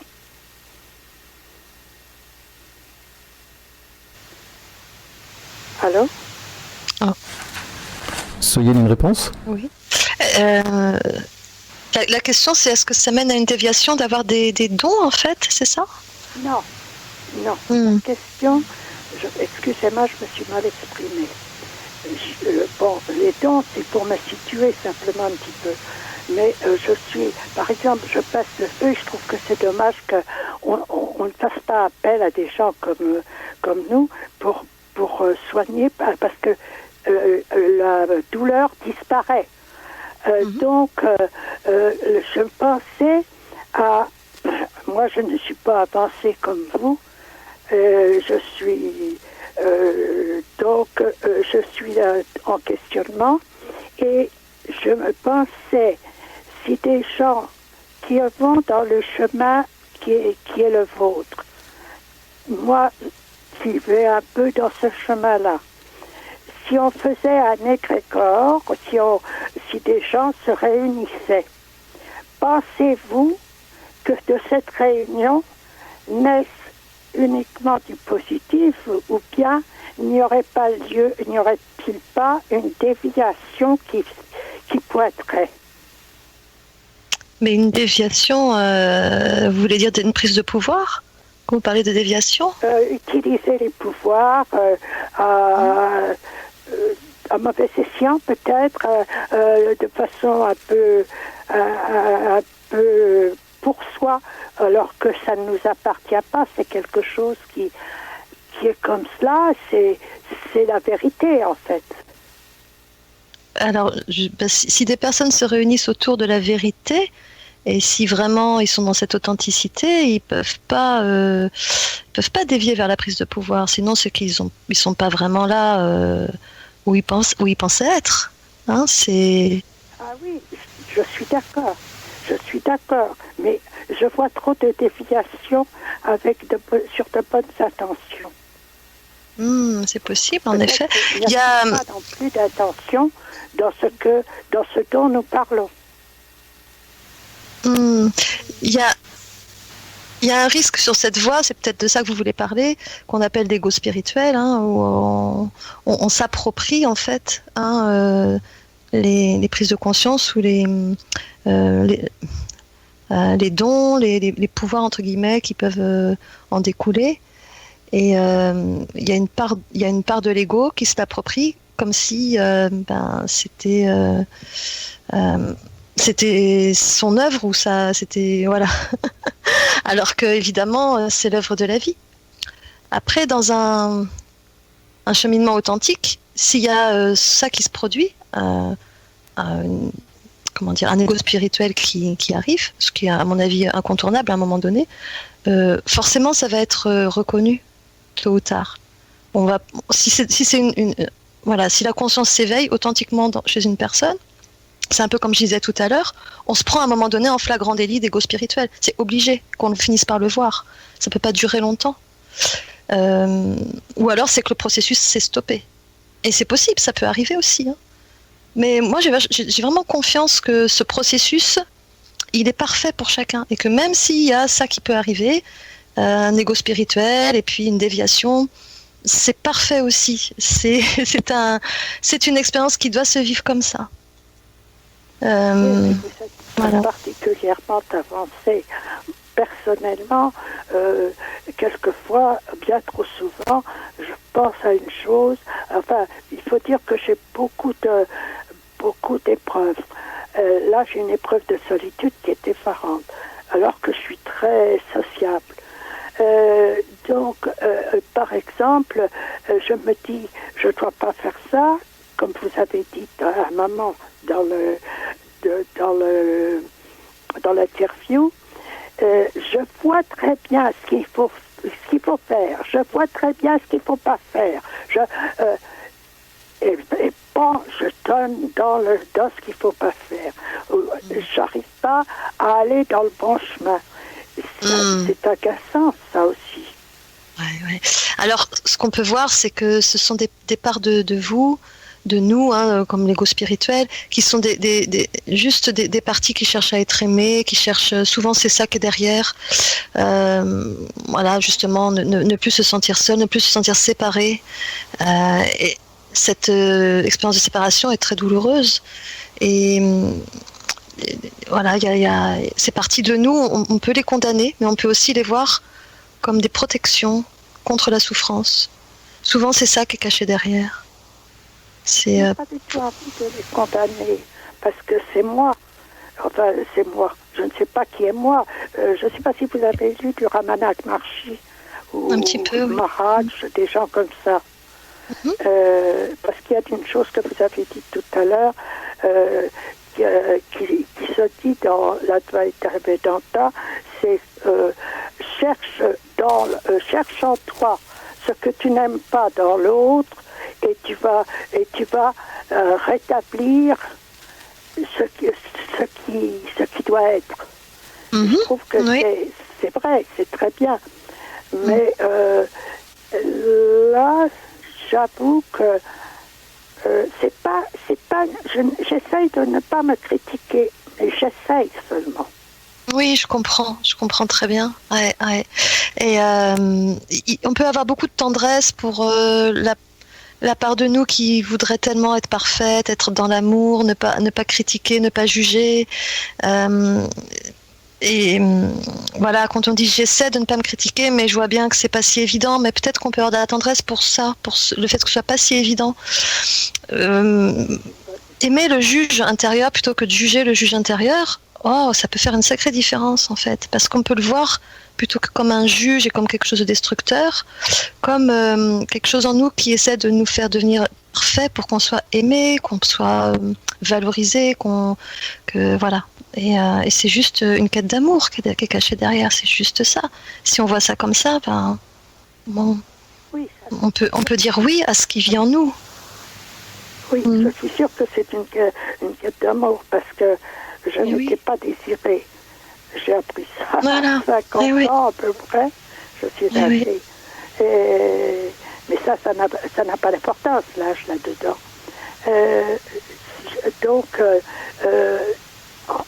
on a l'impression, avec l'âge justement, de pouvoir condenser, résumer le vécu. Et on le voit complètement différemment, mais je n'avais pas pensé à aimer le juge. Et je trouve que ça, c'est très bien. Et puis, il y a deux aspects. Il y a voir que vous êtes pas ça, hein, que ce sont un ensemble de parties dues à des conditionnements, avec des réactions à des blessures qui se sont créées quand on était enfant pour nous protéger, etc., etc. Donc tout ça, c'est des choses qui nous habitent et qui nous animent, hein, qui nous font faire des actions ou avoir des réactions. Mais c'est pas ce que nous sommes. Ce que nous sommes, c'est ce qui voit tout ça et qui est juste en train de vivre cette expérience. Alors, ça, c'est bien de s'en rappeler quand même. Aussi. Ça, je trouve que c'est important, mais je crois ne pas l'ignorer. Mais par contre, ce qui se passe, c'est que c'est une sorte de rappel, de souvenirs que j'ai complètement oubliés, qui me reviennent. Oui. Et c'est quand même fatigant, ça fait un fardeau. Oui. Alors, il faut s'en débarrasser. S'en débarrasser, ça ne peut être qu'en les laissant vivre. Exactement. Si vous essayez de vous en débarrasser, vous allez les renforcer. Ce sont des parts de vous qui n'ont jamais été reconnues. Tant qu'elles ne seront pas reconnues, elles recommenceront. C'est comme si on va les mettre sous couvercle et puis elles vont essayer de sortir de leur cage tout le temps. Donc, non, comme vous dites, les accueillir et surtout les ressentir, en faire l'expérience une bonne fois, complètement. Comme je disais tout à l'heure, par exemple, avec la contrariété, qui était un petit exemple, laisser ça être là complètement. Et lui dire ouais, t'as le droit d'être là, t'as le droit de ressentir ce que tu ressens, que tu t'es pas senti désiré, etc., et que ça te fait souffrir. J'ai passé ma vie à essayer de t'empêcher de t'exprimer pour ne pas être envahi par cette souffrance. Et si je faisais un peu la démarche inverse, si je te laissais complètement être là, quitte à ressentir de la souffrance un bon coup, et une fois que ce sera complètement accueilli et reconnu, la charge émotionnelle va s'apaiser, en fait. Je trouve que vous êtes très sage et que vous avez tout à fait raison. Est-ce que vous avez lu les hindous? Les hindous, non. Comme je vous citais. Non. J'ai lu un petit peu Ramesh Balsekar. Mais... Les hindous, vous parlez de l'hindouisme, la tradition hindouiste? Oui, c'est de l'Advaita Vedanta, si vous voulez. C'est ce qu'on appelle la voie, chez eux, c'est la voie du milieu, c'est la voie directe. C'est-à-dire sans béquille. Oui. Alors, oui, c'est ça. Oui, Ramesh Balsekar, c'est ça. Hein, c'est un des enseignants de l'Advaita Vedanta, oui. C'est celle que vous avez deux fois. C'est pour ça que je me suis permise de téléphoner et je suis très heureuse parce que la communication que je reçois est une communication qui est archi dense, mais très légère, très vaporeuse, c'est particulier. Donc, c'est ce qui m'a fait vous appeler. Et j'ai raison parce que vous m'avez dit beaucoup de choses qui étaient justes pour moi, mais juste d'une façon générale. Ben merci beaucoup, Flore. Merci d'avoir osé appeler et merci pour ce témoignage. Merci, Flore. Vraiment tout le meilleur dans cette rencontre avec vous. S'il vous plaît, le nom et le nom des livres, mais tout doucement. Des livres que j'ai... De mes livres? Oui, C'est ça? votre nom, si on peut reciter le nom, votre nom et le nom, parce que j'ai pris en cours, pas au tout début. Et puis après, je n'ai pas entendu qu'on leur partait. Mais j'ai suivi tout ce que vous avez mené comme expérience de façon très dense. En tout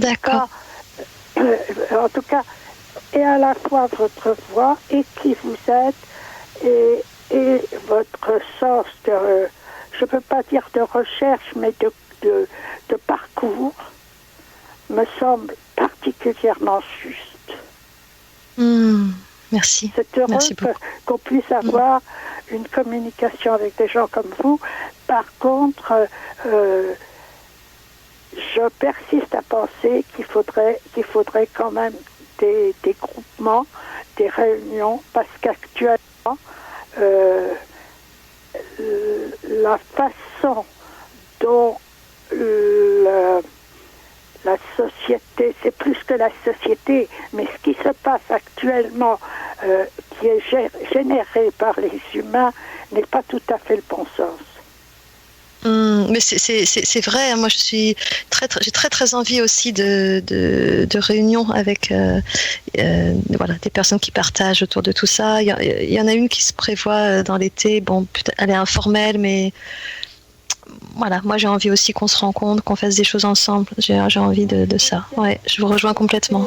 Je peux bien laisser hors micro mes coordonnées et je suis tout à fait, mais je suis sur Paris. Je ne sais pas si vous êtes en province ou sur Paris. Oui, je suis en province et oui, Olivier, tu allais dire quelque chose, non? Non, je te laisse. D'accord. Mon nom c'est Suyin, S-U-Y-I-N, l'amour, L-A-M-O-U-R. Voilà. Et vous pouvez aller sur mon site internet et vous allez avoir tout. Vous allez voir mes livres, vous allez pouvoir voir mes activités, les rencontres que je propose. Voilà, vous aurez toutes les infos.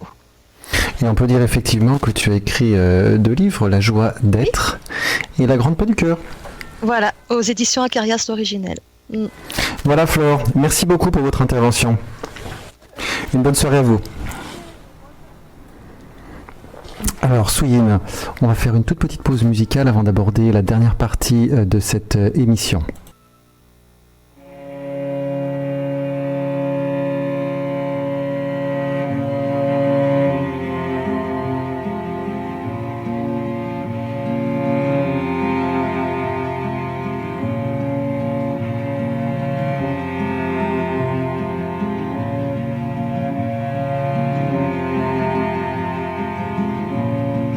Tiempo no tiene cuenta, tiempo no tiene cuenta, tiempo no tiene cuenta, presencia.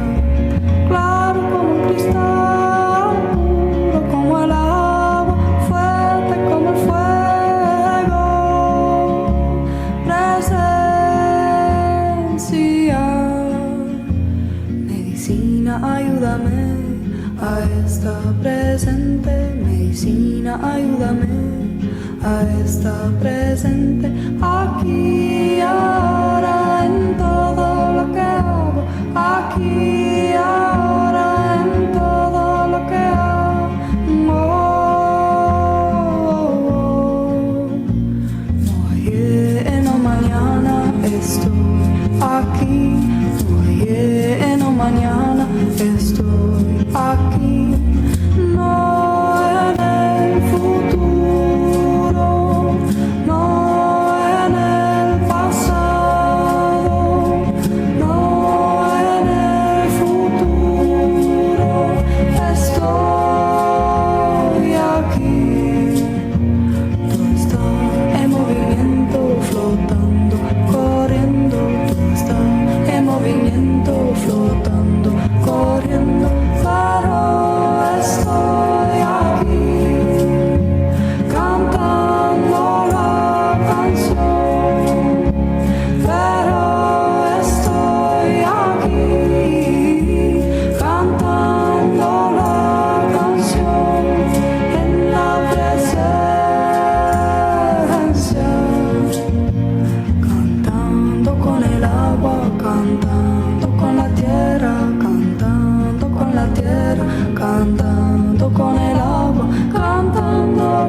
tierra, el fuego, el viento, cantando con la tierra, el fuego, el viento, cantando con el agua, el fuego, el viento, cantando con el agua, el fuego, el viento, con la luna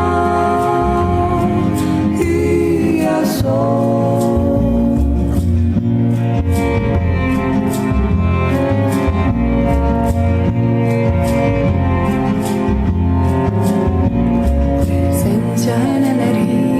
Presencia en el cuerpo, presencia en energía, presencia en el cuerpo, presencia aquí en nuestro corazón, presencia aquí en nuestro corazón, presencia.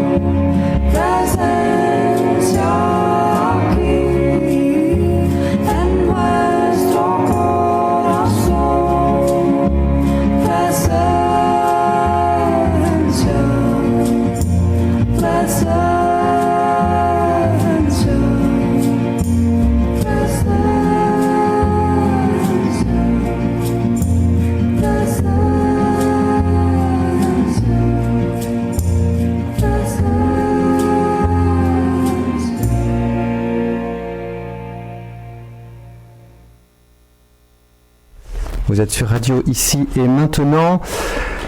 Et voilà, on arrive tout doucement à la fin de cette émission. Il nous reste un petit quart d'heure. Merci à Flore de nous avoir contactés, d'avoir partagé avec nous cette expérience. Merci à toi, Souyin, qui est avec nous depuis le début de l'émission, malgré l'heure tardive, d'être resté, d'avoir répondu à ces questions. Est-ce qu'il y a quelque chose qui te paraît important, que tu voudrais aborder avant la fin de cette émission ?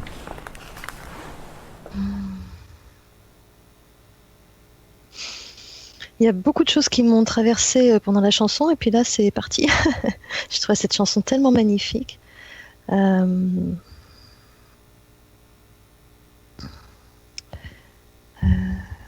Qu'est-ce que c'était ? Justement, je me dis, tiens, j'en parlerai bien, et puis tu vois, c'est plus là, entre-temps. Ah, ouais. Alors, sinon, tu peux éventuellement nous parler de tes activités. Tu dis que tu souhaiterais organiser des groupes, des rencontres. Qu'est-ce que tu fais exactement ? Alors, c'est des rencontres, on appelle ça des rencontres en présence. C'est des rencontres pendant lesquelles on pratique de la méditation, il y a des échanges, des accompagnements. Donc, l'idée, c'est de partager tous ensemble cette présence que nous sommes, de donner des outils pour l'intégrer dans le quotidien, pas uniquement en méditation, pour voir comment ça vient imprégner nos vies. Et l'idée, c'est de se réunir justement autour parce que plus on est nombreux à le vivre et plus c'est puissant en fait dans sa vibration. Et c'est toujours un bonheur de partager ça. Je crois que c'est cette phrase de Jésus qui disait « Quand vous serez plusieurs réunis en mon nom, je serai parmi vous ». Mais c'est exactement ça. Alors bon, elle est déjà, notre présence est déjà là en chacun, hein, mais c'est un petit peu cette idée-là, c'est que ça se révèle tellement beaucoup plus, de façon beaucoup plus évidente dès qu'on est plusieurs. Et voilà, tu vois, justement, c'est à ça que je pensais par rapport à ce que je disais tout à l'heure à Flore. C'est tellement précieux qu'il y ait des gens qui aient partagé ça, qui aient écrit des livres là-dessus. Parce que quand ça s'ouvre, cette conscience, c'est tellement l'inverse de tout ce qu'on nous a appris qu'au début, on peut se croire fou. Hein, on peut vraiment se dire, mais wow, qu'est-ce qui m'arrive? Qu'est-ce qui m'arrive? Je suis en train de vriller, quoi. Et donc, voilà, mais gratitude à tous ceux qui ont osé partager, qui ont osé peut-être passer pour des fous. Et ben voilà, maintenant, on passe plus pour des fous. Maintenant, c'est merveilleux. Moi, à l'époque, quand ça s'est produit en 2001, les quelques personnes à qui j'en ai parlé autour de moi, la plupart m'ont dit t'as pété un câble, quoi. Tu en reviens sur Terre. Hein, voilà. Et j'ai pas eu d'écho. Et aujourd'hui, je suis invitée à une émission de radio pour en parler. Mais c'est merveilleux. Ça veut dire qu'il y a vraiment quelque chose qui a bougé, qui a évolué. Ouais. Alors justement, effectivement, comment tu as été reçu dans ces expériences? Est-ce que ça fait un petit peu le tri du coup dans tes relations? Très vite. Au début, là, les premières années, j'ai très vite cessé d'en parler en fait. Donc voilà. Après, plus tard, oui, bien sûr que ça fait le tri. Aujourd'hui, ça continue à faire le tri, c'est-à-dire dans les relations vraiment proches. Si c'est pas possible de partager là-dessus, c'est pas possible d'avoir une relation de proximité, dans le sens d'intimité, que ce soit en amitié ou autre. C'est forcément, quoi. Et c'est tellement, ça imprègne tellement tout ce que je suis, ça peut pas être autrement.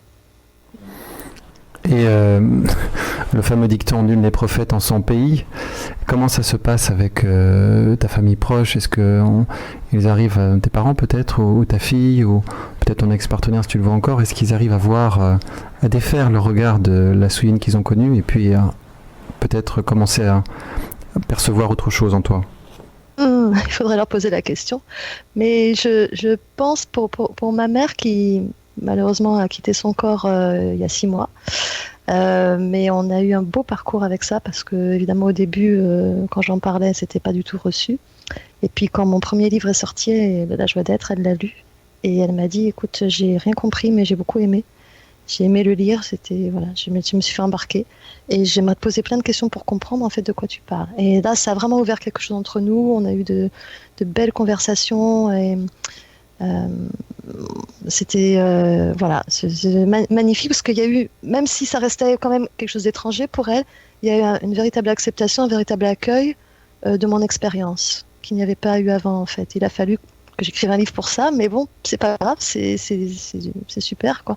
Et dans mon deuxième livre, à la fin, il y a un dialogue entre moi et une personne qui me pose des questions, et en fait c'est elle. Voilà, c'est le dialogue qu'on a eu que j'ai enregistré et retranscrit. Donc voilà, c'est assez super. Avec ma fille, oui, il y a une imprégnation. Je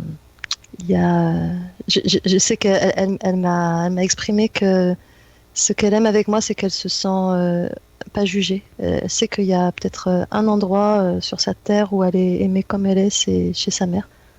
Ça m'a beaucoup touchée le jour où elle m'a dit ça. Même si quand je lui parlais de ça, il y a quelques années, elle était en pleine adolescence et elle me disait « Maman, ça m'intéresse pas tes trucs ». Et puis aujourd'hui, elle n'a pas spécialement envie non plus d'approfondir. Mais c'est une imprégnation à un autre niveau, en fait. Ouais. Voilà. Et donc, tu parcours ta région, hein, puisque tu donnes comment tu appelles ça, des rencontres en présence, autour de Montpellier, tu donnes ça aussi à Albi, à La Ciotat, etc. Est-ce que tu passes à Paris? Tu comptes passer à Paris un moment? Ah oui, moi si on m'invite, je viens aller à Paris. Ah bah, avis aux organisateurs, s'il y a quelqu'un qui souhaite inviter Souline, hein, n'hésitez pas. Bah voilà, c'est ça, exactement.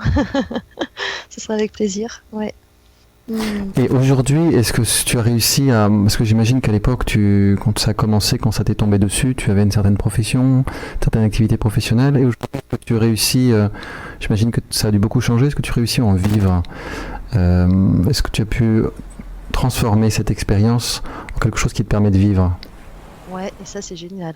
Exactement. Alors j'ai fait beaucoup d'accompagnement individuel. Là j'en fais moins. J'ai plus envie de faire des soins énergétiques. Et puis les stages, les ateliers, etc.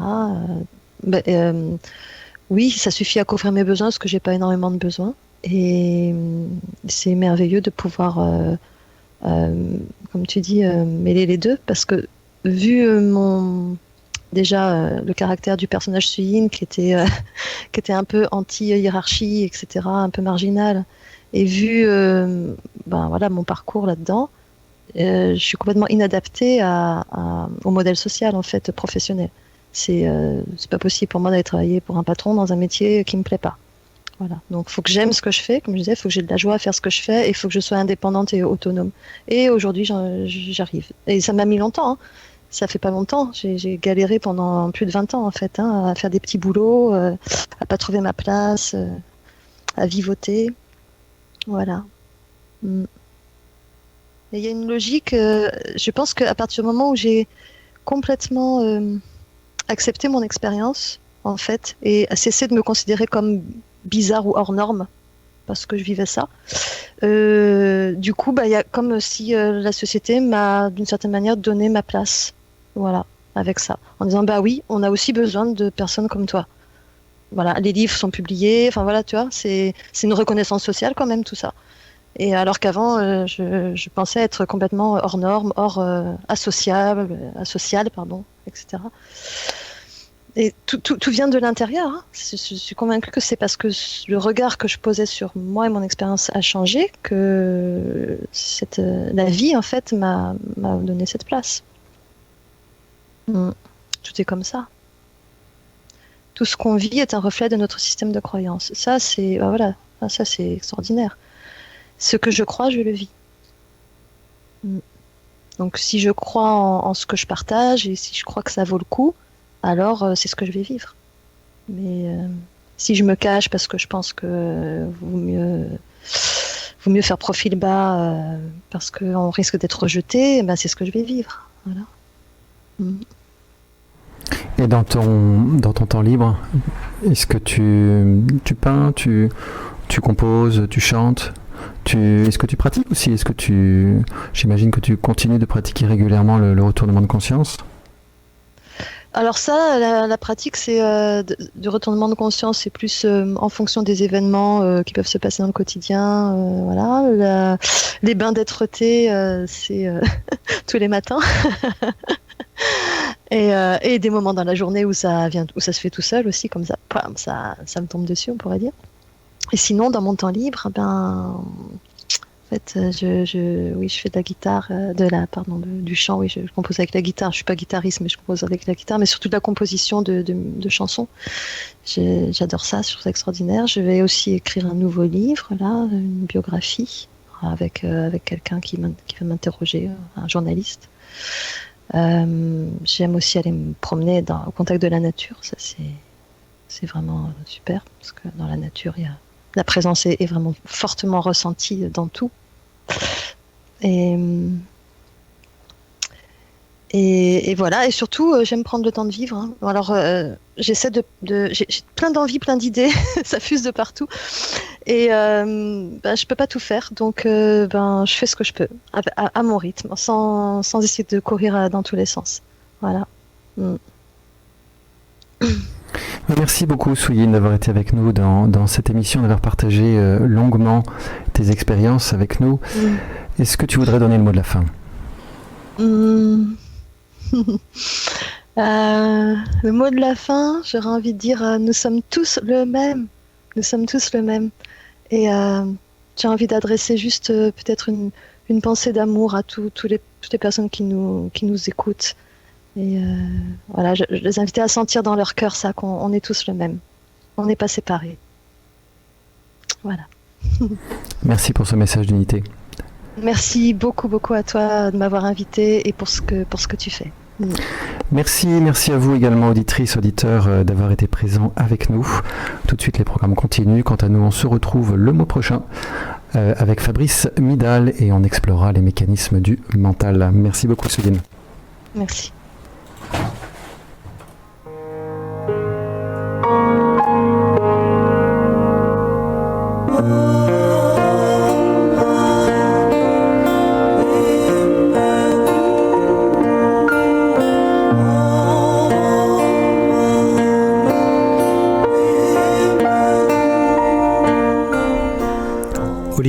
présente le magazine Nouvelle Conscience, le troisième samedi de chaque mois, de 23h à 1h.